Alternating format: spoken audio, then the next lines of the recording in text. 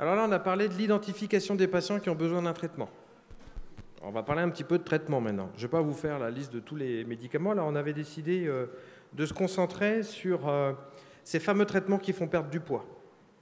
On a la chirurgie bariatrique. Est-ce que ces médicaments qui vont faire perdre du poids, notamment, j'ai beaucoup parlé d'analogues du GLP-1, est-ce qu'ils sont complémentaires? Est-ce qu'ils sont concurrentiels? Donc l'idée aujourd'hui, c'était de regarder un petit peu les deux et de voir comment situer l'un par rapport à l'autre.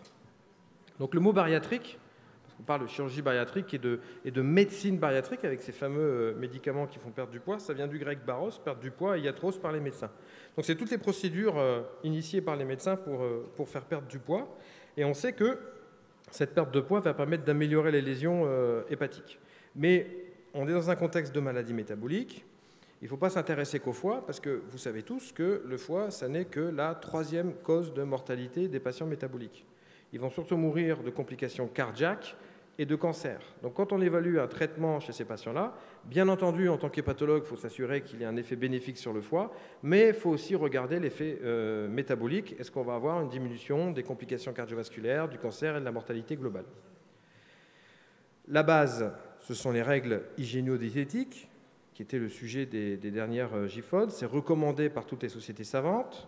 Ces recommandations, elles sont basées sur l'étude cubaine que vous connaissez. 293 patients avec une MASH, biopsie au départ, programme exercice physique et régime alimentaire. On refait une biopsie hépatique au bout de 50 semaines de prise en charge. Et vous voyez qu'à partir de 7% de perte du poids du corps, on a un taux important de résolution de la NASH. Encore mieux si c'est 10%. Retenez bien ce chiffre de 10%. Et l'amélioration de la fibrose, c'est 10%.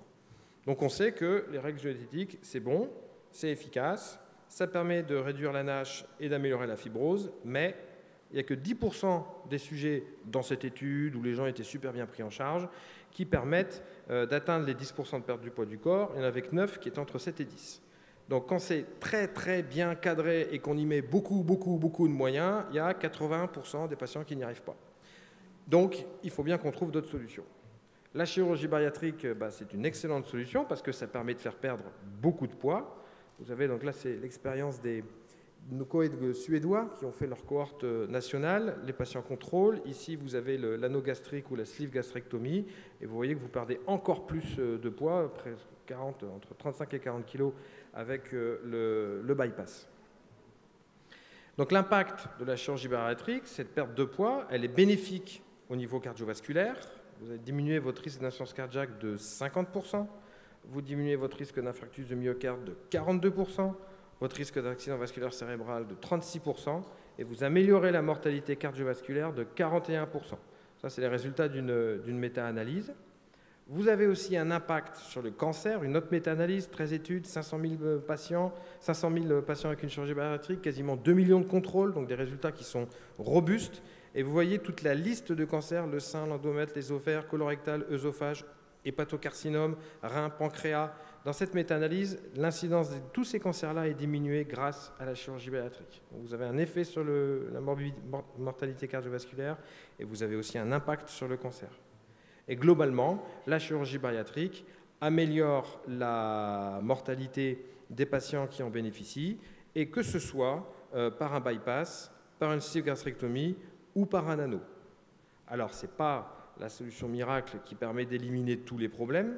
Là, vous avez la population générale, les patients qui sont éligibles à une chirurgie bariatrique. Vous voyez que quand on fait une chirurgie bariatrique, on remonte un petit peu la mortalité vers la population générale, mais on ne rejoint pas la population générale. Donc on améliore les choses, mais on ne règle pas tous les problèmes quand même. Donc la chirurgie bariatrique, c'est bénéfique pour le patient. Je ne parlerai pas d'endoscopie bariatrique aujourd'hui, et on arrive maintenant sur ces fameux traitements médicamenteux, les analogues du GLP-1 qui font perdre du poids. Donc vous voyez qu'il y en a toute une palanquée. Hein. Ça, c'est tous ceux qui sont approuvés par la FDA aux États-Unis.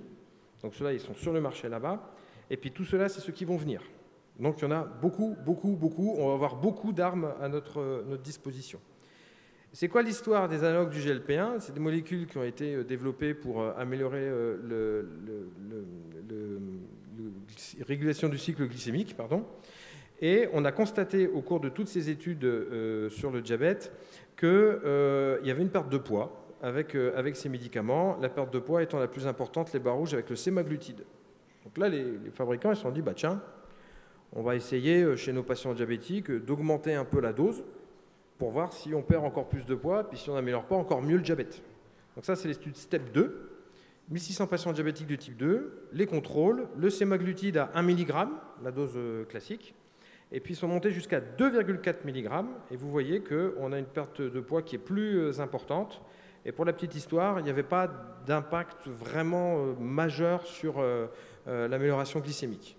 Mais en tout cas, on constate chez des patients diabétiques que quand on augmente la dose, eh ben, on va encore plus perdre de poids. Alors, du coup, l'étape d'après, c'est de se dire, si c'est un médicament qui perd du poids, bah, allons le tester directement chez les patients obèses, même s'ils n'ont pas de diabète. Et vous voyez qu'on a des résultats qui sont impressionnants avec le sémaglutide, 15% de perte de poids en un an à peu près. Après, vous avez les doubles agonistes. Le tirzépatide, c'est un analogue du GLP-1 et du GIP. Là, en 72 semaines, on perd jusqu'à 21% du poids du corps. Et le dernier né, c'est le rétatrutide. Alors, c'est un triple agoniste. On va aller cibler le GLP-1, le glucagon et le GIP. Et là, en 48 semaines, on perd jusqu'à 25% du poids du corps. Vous voyez le cheminement, hein. Alors après, l'étape d'après, c'est de se dire, c'est quand même des injections, même si c'est qu'une par semaine, les patients, ils n'aiment pas trop. Ah bien, allons-y, développons des formes orales, sémaglutide en oral, 3 mg, 7 mg, 14 mg, ça ne marche pas beaucoup, il ne perd pas beaucoup de poids. Par contre, quand on monte jusqu'à 50, on retrouve l'efficacité des injections. On est à 15% de perte de poids avec un traitement maintenant par comprimé. Il n'y a même plus d'injection. Et donc, le SEMA, c'est Novo Nordisk, et vous avez la contre-offensive de Lilly avec l'orfoglipron. Et vous voyez que ce médicament-là, après 36 semaines de traitement, on est à 36 semaines, et des comprimés, on perd 15% du poids du corps. Donc, on va avoir des traitements bientôt qui sont faciles à prendre et qui vont avoir des effets très importants. Donc, on va regarder ce que ça donne comme pour la chirurgie bariatrique. C'est quoi l'impact sur le risque cardiovasculaire de ces médicaments qui font perdre du poids.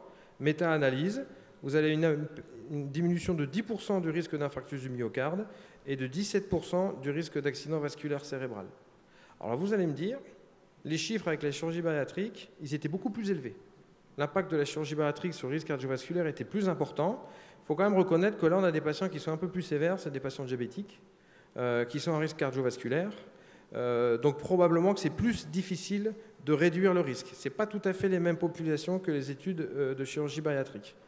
Et comme vous avez un impact cardiovasculaire, vous savez maintenant, dans le traitement du diabète de type 2, metformine en première intention, si on est à haut risque vasculaire, parce que ces médicaments améliorent les choses, eh bien les analogues GLP-1 sont utilisés préférentiellement en seconde ligne.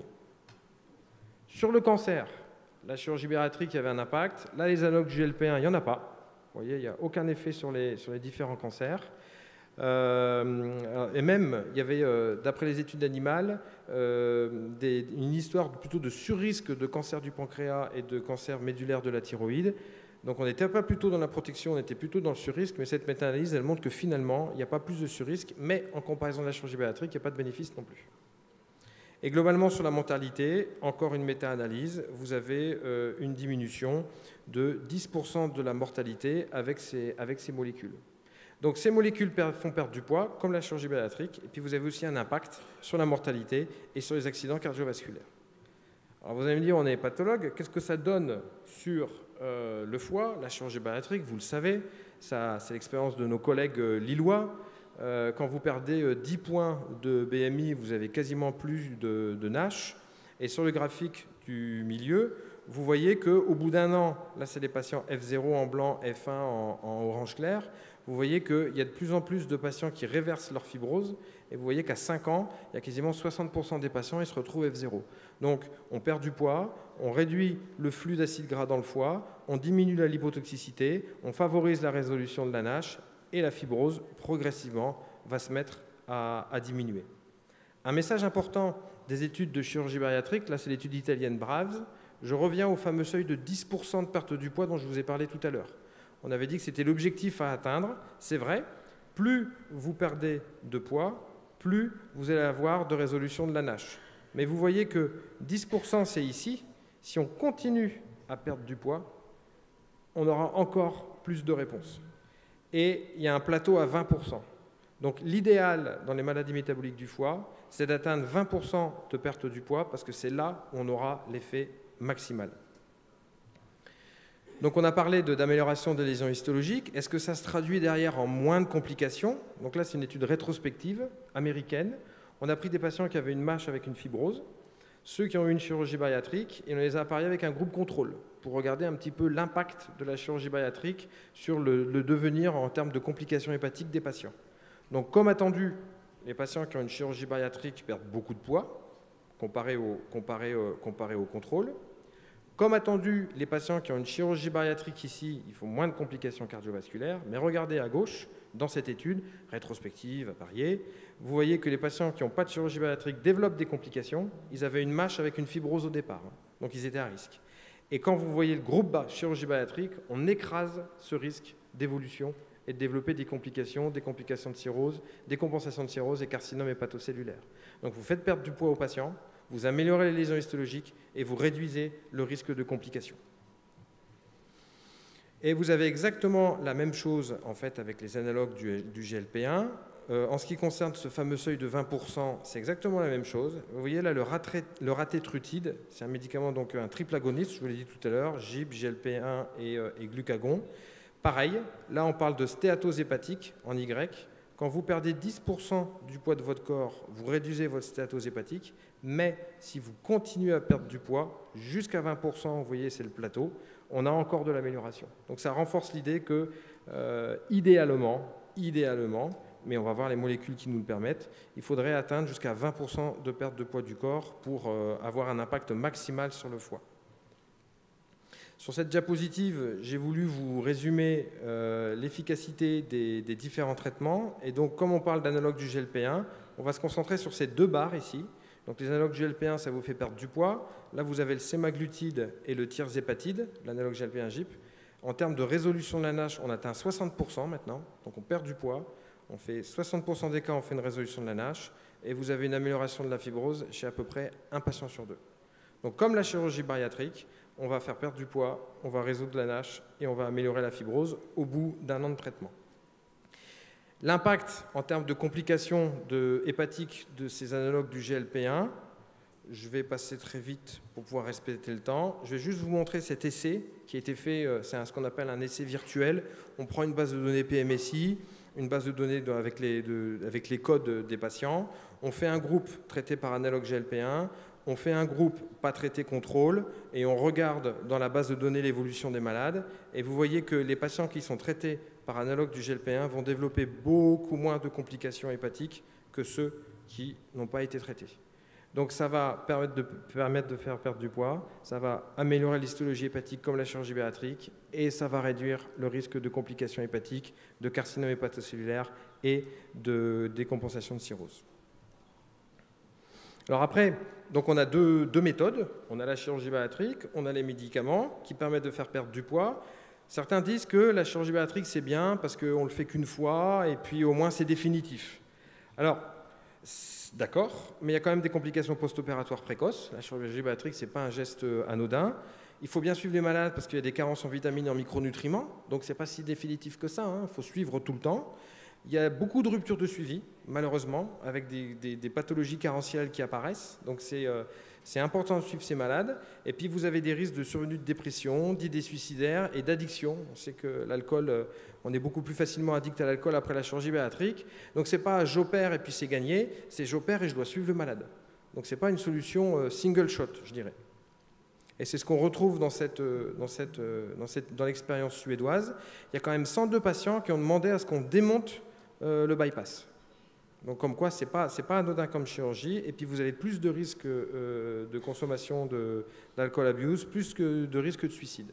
Donc c'est une intervention qui n'est pas anodine et qui va nécessiter un suivi prolongé. Et c'est exactement pareil avec les analogues du GLP-1. Les analogues du GLP-1, on se dit, je traite pour un an, je perds du poids. Le problème, c'est que si vous arrêtez, le regain de poids est systématique. Là, c'est l'étude STEP 1, donc c'est le sémaglutide. Vous voyez, on perd jusqu'à 16% du poids du corps. On arrête l'analogue du GLP-1. Au bout d'1 an, on a quasiment tout récupéré. Et le tirzépatide, exactement pareil. Ça, c'est ceux qui continuent le tirzépatide. Ça, c'est ceux qui arrêtent le tirzépatide. Et vous voyez que la reprise de poids, elle est systématique. Donc les analogues du GLP-1, ça va être un traitement au long cours. Sinon, on reprend du poids et on perd tous les bénéfices. Et ça ne va pas être facile de les maintenir au long cours parce qu'il y a des effets secondaires. Dans les études, on perd du poids, mais il y a des arrêts de traitement, vous voyez, 7%, 6%, 16%. Plus vous perdez de poids, on a l'impression, plus le médicament il a une action forte et plus il y a d'intolérabilité, forcément. Et avec le fameux médicament que je vous avais expliqué tout à l'heure en comprimé oral, vous voyez qu'à la dose la plus élevée, on est aussi à 15% d'arrêt de traitement. Donc ça va être difficile de maintenir les patients au long cours et on a des résultats de la vraie vie qui le montrent. Ça, c'est une database coréenne qui montre qu'on avait quasiment 60% d'arrêt des traitements par analogue GLP-1 au bout de 2 ans.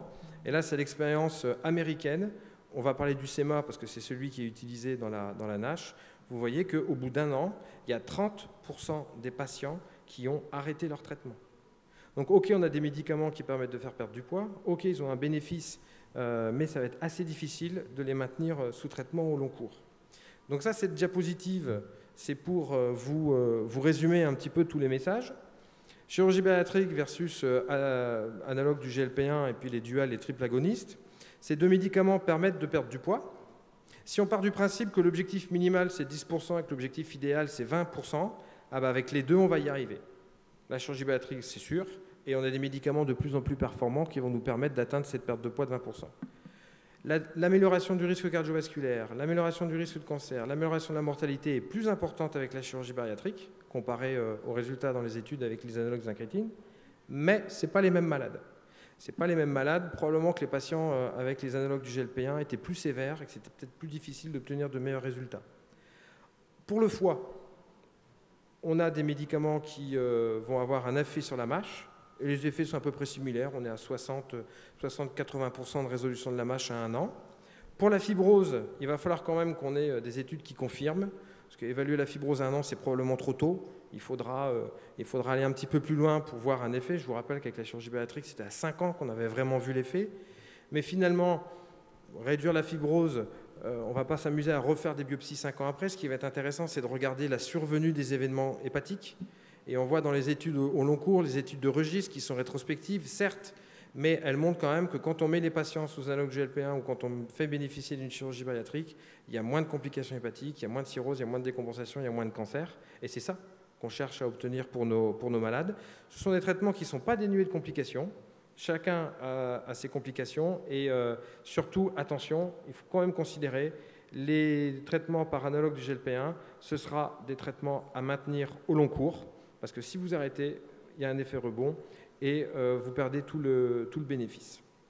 Et donc finalement, plutôt qu'opposer ces deux méthodes, moi je pense qu'elles sont complémentaires parce que je vais vous mettre les indications en France de la chirurgie bariatrique qui ne sont pas forcément les mêmes dans tous les pays, mais chez nous c'est BMI supérieur à 40 ou BMI supérieur à 35 avec une comorbidité, toute une liste, et la NASH est dedans.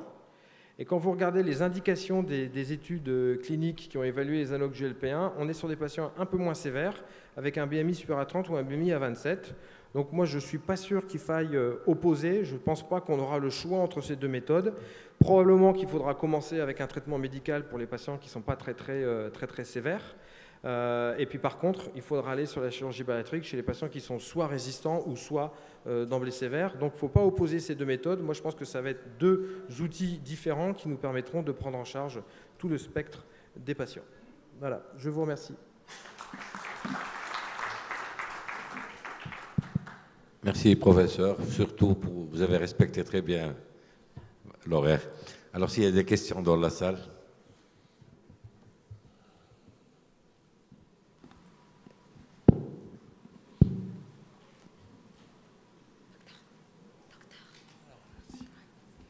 Merci Jérôme, franchement super. Ma question c'est, est-ce qu'une grosse comorbidité comme le diabète te fait choisir plutôt la chirurgie bariatrique ou plutôt un traitement médicamenteux? En quoi ça va influer ton choix? En quoi aussi ça va influer sur les résultats? si on le sait. Pour le foie. Pour le foie. Alors, il faut dire aussi qu'il y a, ouais, vous avez dit grosse comorbidité, il y a diabète et diabète. Probablement que le diabète bien équilibré sous metformine, c'est pas très problématique. Moi, je pense que la chirurgie, il va falloir quand même la réserver une fois qu'on aura un petit peu épuisé les armes médicamenteuses, parce qu'on a quand même de plus en plus d'options. Si la metformine ne marche pas, on passe sur un analogue GLP-1, on va perdre du poids. Ça peut améliorer les choses. La chirurgie, qui est une solution un petit peu définitive, moi je la garderai quand même pour les patients qui sont réfractaires en deuxième option. Et après, en termes d'efficacité, on n'a pas énormément de data. Si je vous remets la diapositive ici, en termes d'efficacité, la chirurgie bariatrique, elle est ici, en orange. Donc vous voyez qu'avec les médicaments, on arrive à avoir des résultats à peu près... Ah, on ne voit pas, pardon. Est-ce que vous pourriez remettre les diapositives, s'il vous plaît? Voilà. Là, vous avez les essais Braves, et là, vous avez les essais de phase 2. Donc là, c'est la chirurgie bariatrique en orange. Là, vous avez les analogues du GLP-1. Vous voyez, c'est efficacité qui semble assez similaire, mais on est à 1 an. Il va falloir quand même aussi considérer, le souhait du patient. Un petit peu comme dans le RGO. Soit vous prenez du Mopralavie, soit on vous fait une intervention chirurgicale. Il y a le souhait du patient. Il y a le contrôle de la maladie. Je pense quand même qu'il faut tenter dans un premier temps le traitement médicamenteux et réserver la chirurgie bariatrique aux échecs. Mais après, voilà, il faudra peut-être aussi faire des essais randomisés, chirurgie versus analogue. On a énormément de choses à faire.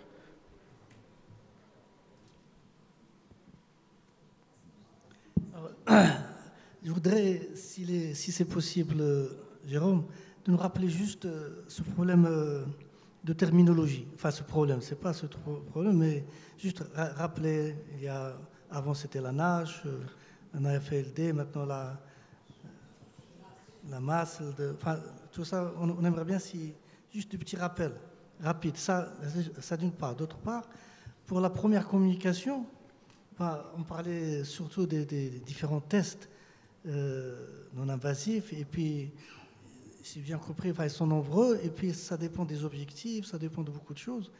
Et est-ce qu'il faut attendre que vraiment qu'on ait une synthèse? Et peut-être en même temps, si on ait une synthèse de tous ces différents tests, on aura un programme avec l'intelligence artificielle qui va nous résoudre tous ces problèmes. Et puis vraiment, ça simplifie la tâche selon les objectifs. Et comme troisième petite question, par exemple, pour le choix entre la chirurgie ou le traitement, la médecine bariatrique et le traitement médicamenteux, il faut toujours associer le volet hygiène de vie. Autrement dit, la perte de poids. Et on la fixe par exemple à 20% pour avoir un effet sur la fibrose, sur la maladie du foie. Mais cet objectif de 20%, est-ce qu'il y a une durée, par exemple sur 3 mois, 6 mois, 1 an? Donc, voilà. Je vais commencer par la dernière question. Bien entendu que les régimes diététiques, c'est la base. Mais encore une fois, je vous ai montré dans un programme très bien cadré avec une prise en charge maximale, il n'y a que 20% des gens qui y arrivent. Et c'est clair, il faut perdre du poids, il faut maintenir. Si on perd du poids puis qu'on reprend après, c'est perdu.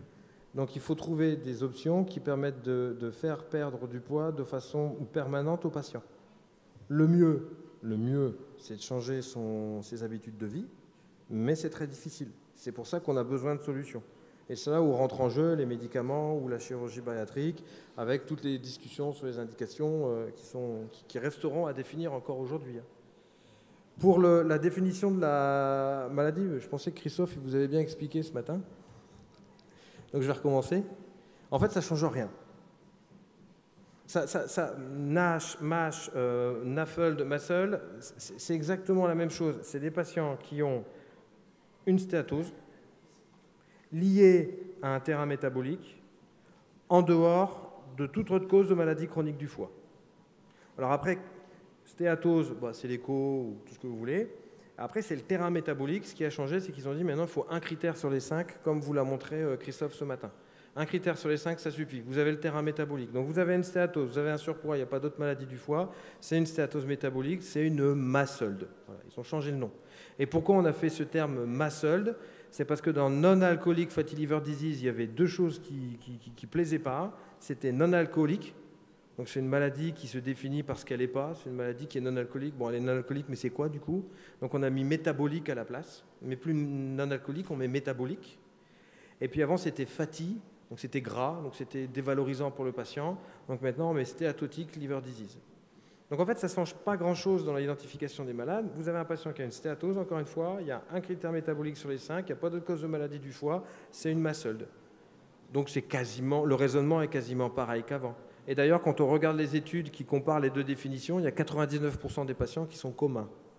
Donc ça ne change pas grand-chose en pratique clinique. C'est juste qu'aujourd'hui, on nomme la maladie par ce qu'elle est. C'est une stéatose du foie liée à un problème métabolique et c'est plus un foie gras non alcoolique. Voilà, c'est mieux dit. Et j'ai oublié la deuxième question, c'était tous les tests, c'est ça? Oui, c'est le sujet du topo, c'était les choses étaient claires avant. FIB4, FibroScan, c'était ça. Mais là, on arrive maintenant avec des patients un petit peu plus précoces. Alors, on a deux options. Hein. Soit on se dit F2, c'est très très précoce, on va attendre qu'il ait F3, puis on le traitera à ce moment-là. Ça peut être une option. Hein. Soit on se dit, non, moi je veux traiter les patients plus tôt. Il faudra démontrer que traiter les F2, c'est vraiment bénéfique par rapport au F3 en termes de long cours. C'est pas sûr. Hein. Peut-être qu'on peut attendre qu'ils passent F3 pour les traiter. Ça on n'a pas de data pour le montrer. Mais si on veut attraper ces patients plus précocement, soit on change les seuils de nos tests, comme je l'ai montré, le FibroScan on le baisse à 6, c'est pas, soit on utilise des tests spécifiques. Et après, j'entends bien, la multiplication des tests, peut-être qu'un petit coup d'intelligence artificielle là-dedans, ça ferait pas de mal. S'il vous plaît. Oui. Je voulais revenir sur l'intérêt traitement médical, traitement chirurgical et l'adaptation de ce genre de traitement au contexte. Le traitement médical marche, mais souvent c'est un traitement, comme on a compris, qui est long. Et ce sont des traitements qui sont chers et qui ne sont pas dénués d'effets secondaires. Et donc finalement, dans un contexte comme le nôtre, où les moyens sont assez limités pour certaines personnes, est-ce qu'il ne faudrait pas d'emblée, pour certains patients sélectionnés qui ont une obésité assez morbide, d'emblée de choisir une chirurgie bariatrique ou peut-être à l'avenir aussi une endoscopie bariatrique, je pense à l'endosleeve, avec moins d'effets secondaires, qui pourrait régler de manière plus efficace, rapide et moins coûteuse pour le patient. Parce que ce genre de traitements, pour la plupart, sont très cher et on n'a pas toutes les molécules actuellement disponibles au Maroc. Je suis tout à fait d'accord. Hein. De toute façon, comme je vous l'ai montré dans la dernière diapositive, il y a des critères d'indication de la chirurgie bariatrique. Hein. C'est les patients qui ont une obésité morbide, plus de 40 mg, ou alors une obésité avec un BMI à 35 et une comorbidité invalidante. Donc déjà, la chirurgie bariatrique, comme vous le dites, elle est réservée aux patients les plus sévères d'emblée. Et chez ces malades-là, il n'est pas question de discuter de traitement médical. Il y a des indications. Les bénéfices sont prouvés. Pour cette catégorie de patients-là, il faut passer directement à la chirurgie bariatrique. 100% d'accord avec vous. Après, c'est pour les patients qui sont un peu moins sévères. Est-ce qu'on leur fait une chirurgie bariatrique d'emblée ou est-ce qu'on essaye de passer sur un traitement médicamenteux? Je ne pense pas qu'il faille faire une chirurgie bariatrique à un patient qui a un BMI supérieur à 30 et un diabète débutant. On a des médicaments aujourd'hui qui vont permettre de travailler sur le surpoids et sur le diabète en même temps. Ces patients-là, je pense qu'il ne faut pas passer à une chirurgie bariatrique tout de suite. C'est un peu l'exemple du diabète. On va essayer des traitements médicamenteux, puis au bout d'un certain moment, quand on ne s'en sort plus, quand on a un diabète sévère qui ne répond pas, là, on va passer à la chirurgie bariatrique. Moi, je trouverais ça un peu sévère de faire une chirurgie bariatrique à un patient qui a un BMI à 30. Après, les choses bougent, et je vous rejoins, l'endoscopie bariatrique... moins compliqué, il y a la sleeve, il y a Marc Barthé à Marseille qui fait d'authentiques bypass endoscopiques sans chirurgie. Je veux dire, tout ça, ça bouge. Mais aujourd'hui, il y a des indications qui sont clairement établies. La chirurgie bariatrique, c'est pour les patients les plus sévères d'emblée. Totalement d'accord avec vous. Avant, il faut d'abord jouer à la carte médicamenteuse. S'il vous plaît. Je voudrais savoir, devant un patient athlétique, jeune, avec une stéatose importante à l'échographie, stade BC, sans trouble biologique, sans trouble métabolique, quelle est votre conduite à tenir devant un patient comme ça? Et la même question, le facteur héréditaire. Il y a des patients qu'on voit que leurs parents aussi présentent des stéatoses qui vont très bien, qui meurent normalement, sans problème, sans présenter des cirrhoses ou des hépatopathies chroniques. Merci. Alors les facteurs héréditaires à 100%, il y a des polymorphismes génétiques qui ont été clairement identifiés, PNPLA3, MBOT7, TM6 et SF2, tout ça c'est des polymorphismes qui transmettent la maladie. On sait aussi que du fait de l'environnement, être dans une famille où il y a une prévalence de l'obésité et de la masse seule, ça favorise le risque d'en avoir une soi-même. Donc effectivement, l'environnement familial, la génétique, tout ça, ça joue. Après, en pratique, on ne va pas se mettre à faire du dépistage génétique. Je pense qu'il faut évaluer chez les gens la sévérité et faire du traitement. Mais il faut savoir que ce sont des facteurs de risque et peut-être que plus tard, on aura des scores, des stratifications des malades. Mais au jour d'aujourd'hui, effectivement, il y a un risque accru dans la fratrie, dans la famille, mais il n'y a pas lieu de faire de dépistage génétique.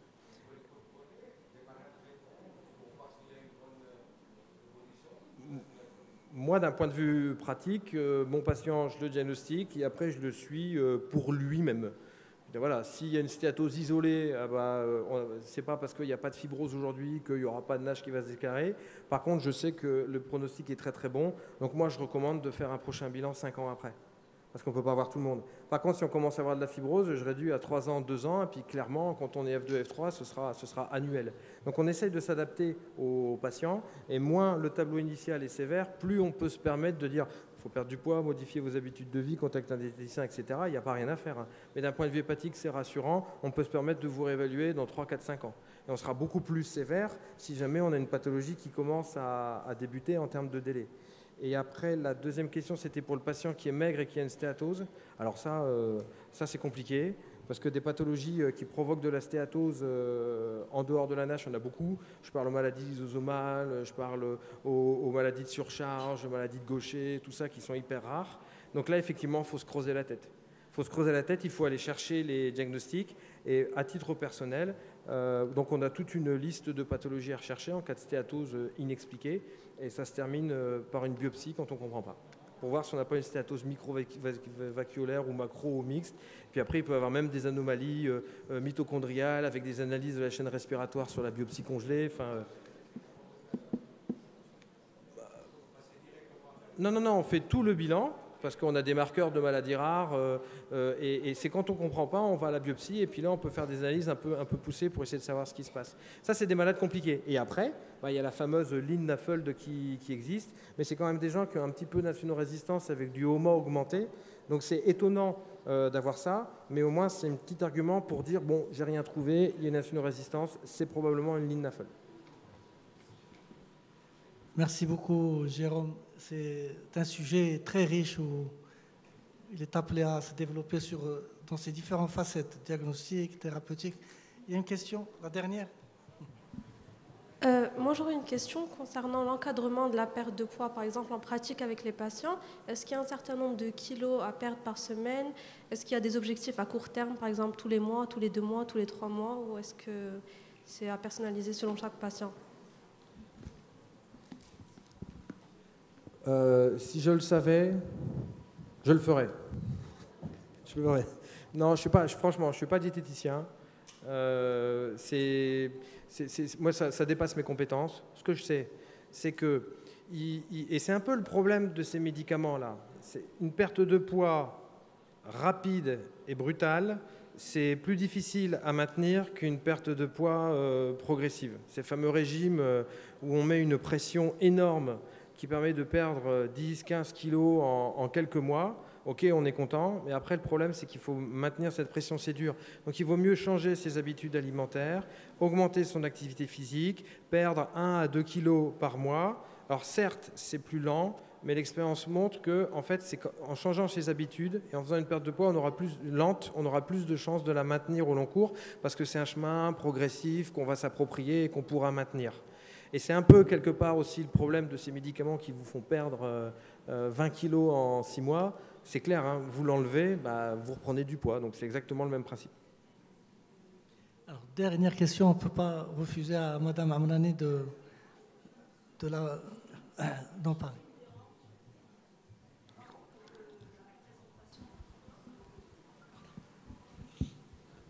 Jérôme, bravo pour la présentation. Il y a une chose qui me dérange dans cette démarche. On s'occupe de F3, F4, mais pas de F2. On attend qu'il fasse une cirrhose pour s'en occuper.